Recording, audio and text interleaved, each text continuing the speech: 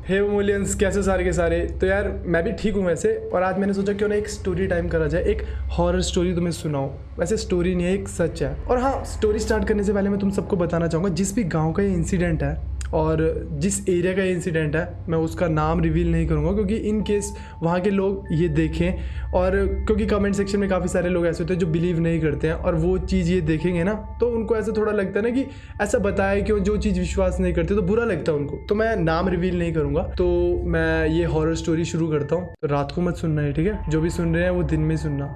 तो यार ये बात पहाड़ों की है।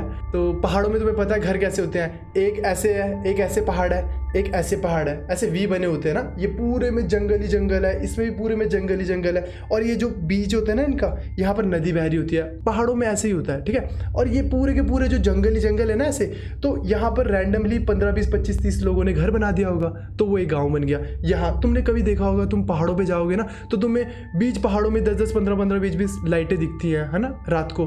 तो वो एक्चुअली गांव होते हैं। तो ऐसे ही होता है, और मेन मार्केट इनसे होती है 5-5, 10-10 किलोमीटर पैदल चलकर दूर। तो ऐसे ही एक गांव का इंसिडेंट है ये। उस गांव में क्या प्रॉब्लम हुई, एक स्पिरिट थी, बहुत ही ज़्यादा पावरफुल स्पिरिट थी, उसने ना कब्जा कर लिया था उस गाँव पर।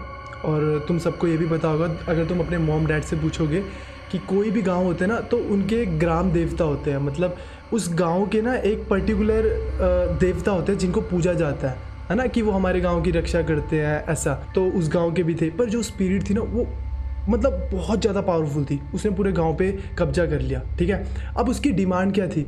उसका सिर्फ इतना था कि तुम कभी भी खाना खा रहे हो ना रात को, तो उससे पहले तुम मुझे दोगे। तो उस गाँव में आंटियाँ क्या करती थी, औरतें क्या करती थी कि खाना बनाना है, ठीक है, रात को खाना बनाया और किचन में कुंडी लगा देनी है, और 5 मिनट बाद जाना है कि अब वो अंदर जो स्पिरिट है वो खाएगी पहले, ऐसा होता था। और ये 5-6 साल तक उस गांव ने मतलब झेला है। उसके बाद इनको सॉल्यूशन मिला, वो मैं तुम्हें बताऊंगा। बट इस बीच क्या हुआ, एक परिवार था जिसमें एक बच्चे को हुई होगी क्यूरियोसिटी, बच्चों को तुम्हें पता है। तो उसने ना एक दिन देख लिया कि क्या सीन क्या है, रोज ऐसा होता है। तो उसने ना दरवाजे के अंदर से ऐसे आंख करके देखा, तो उसको क्या दिखा, एक बहुत मतलब ना बड़ा सा बंदा है, कोई भालू जैसा, वो कुछ खा रहा है। तो वो डर गया, और उसकी आंख भी खराब हो गई थी उस दिन के बाद। और उनके खानदान में उसके बाद जितने भी बच्चे पैदा हुए थे ना 5-10 साल के अंदर अंदर इंटरवल में, वो सारे अंधे ही पैदा हुए थे, ऐसा बोलते हैं। ये मैंने नहीं सुना, पर ऐसा बोलते हैं, ठीक है? तो अब 5-6 साल के बाद ना उनको जो सॉल्यूशन मिला, वो कोई बहुत बड़ा तांत्रिक वगैरह था या बहुत बड़ा पंडित था, उसने जो सॉल्यूशन बताया उनको, उसने क्या करा, एक ना गुड्डा बनाया, इतने कुछ फिट का कुछ गुड्डा बनाया, उसके अंदर ना मंत्रों से ना उसको उसके अंदर जान डाल दी। अब जब तक मंत्र चल रहे हैं ना तो वो मूवमेंट हो रही है, उसकी जो गुड्डा है ना उसकी मूवमेंट हो रही है। तो उसने बताया कि इसकी हम मूवमेंट तब तक कराएंगे जब तक कोई झरना नहीं आ जाता, और वो झरना बहता हुआ होना चाहिए। वो जैसे ही बहता हुआ झरना आएगा उसमें ये बह जाएगा, तो तुम्हारी जो ये प्रॉब्लम है ये टल जाएगी। तो सारे खुश हो गए कि भाई प्रॉब्लम टल जाएगी। तो अब जो पंडित था उसने अपना काम शुरू करा, मंत्र पढ़ने शुरू करे, और लोगों ने बताया कि इस डायरेक्शन में एक झरना है, काफ़ी दूर जाकर है पर है एक झरना। तो अब वो गुड्डा चलने लग गया, मंत्र पढ़ता गया, चलता गया चलता गया, एक झरना वाला एरिया था वो आ गया। अब पहाड़ों में क्या होता है, कहीं से भी पानी आ रहा होता है थोड़ा थोड़ा, कहीं से भी पानी आ रहा होता है थोड़ा थोड़ा, फ्रेश वाटर आ रहा होता है। तो वो छोटा झरना था, तो अब उस झरने में जैसे आया तो वो बह गया। तो अब पंडित ने कहा कि भाई तुम्हारा प्रॉब्लम सॉल्व है, तुम्हारे गांव से मतलब ये प्रॉब्लम जा चुकी है। तो भाई सारे खुश, ठीक है। पर जो स्पिरिट थी वो बहुत ज़्यादा पावरफुल थी। अब तुम्हें पता है कोई भी अगर नेगेटिव चीज़ होगी ना, चाहे वो हम इंसानों में हो चाहे स्पिरिट में हो, उसके अंदर रिवेंज वाला फैक्टर हमेशा होता है। रिवेंज वाला फैक्टर होगा ही होगा यार। तो वो स्पिरिट भी बहुत पावरफुल थी, उसके अंदर भी रिवेंज का फैक्टर था। तो वो उतने पानी से उसका कुछ नहीं हुआ। तो उसने रिवेंज लेने के लिए क्या करा कि आस पास के जितने भी गाँव थे ना, उसके झरने के आसपास जितने भी, वो सब बहा दिए उसने। और ये सब उसने कैसे करा, 5-6 दिन तक उस एरिया में कॉन्टीन्यूसली बारिश हुई, जिसकी वजह से फ्लड आया ऊपर से, इतनी ज़्यादा क्वांटिटी में पानी आया जो कि वहाँ पर पॉसिबल नहीं था, सब ऐसा कहते हैं। तो इतना पानी आया कि 2-2 लैंडस्लाइड भी हुई, 2-2 मंजिल जितने तो बड़े बड़े पत्थर डायरेक्ट गिरे हैं लोगों के घरों के ऊपर से। अब सपोज करो इतना पहाड़ है, ये बॉटम है, तो ऐसे पत्थर गिर रहे हैं, सबके घर ही पिचक गए। तो अभी भी वहाँ पर पत्थर हैं इतने बड़े बड़े, कहते हैं उनके नीचे ही घर दबे हुए हैं। उनमें से जो एक गांव था उसको मैं मतलब जानता हूँ, उसमें से 4-5 लोग थे जो बचे भी थे, मैं उनको भी जानता हूँ, उनसे बात भी हुई है। और वो बचे कैसे, मैं उसका भी तुम्हें बताता हूँ। वो 4-5 लोग जो बचे वो बेसिकली 20 से 22 साल के थे, 18-20 साल के।